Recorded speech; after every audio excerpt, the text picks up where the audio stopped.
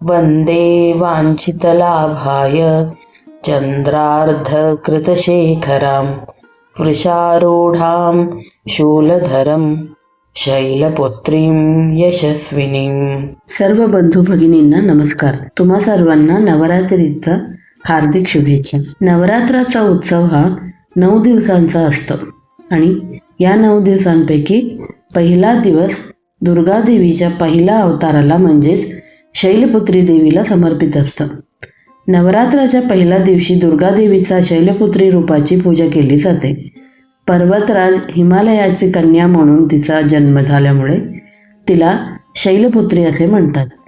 तिच्या पूर्वजन्मात ती प्रजापती दक्षाची कन्या होती आणि तिचे नाव सती होते. तिने भगवान शंकराशी विवाह केला होता.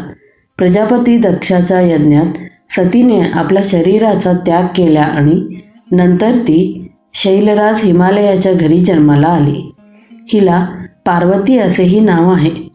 नवदुर्गांमध्ये प्रथम असलेली शैलपुत्री हिचे महत्त्व आणि शक्ती अपार आहे. ती शुद्धतेचे, शक्तीचे आणि भक्तीचे प्रतीक म्हणून पूजली जाते.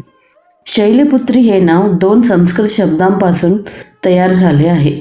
शैल म्हणजे पर्वत आणि पुत्री म्हणजे कन्या, त्यामुळे तिला हिमालयाची कन्या म्हणून पूजा केली जाते.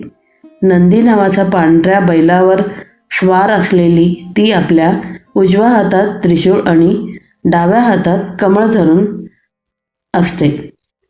हे शांततेचे आणि दैवी शक्तीचे प्रतीक मानले जाते. शास्त्रानुसार शैलपुत्री देवीला शुद्ध गाईचे तूप किंवा त्यापासून बनवलेले गोड पदार्थ अर्पण करणे अत्यंत शुभ मानले जाते.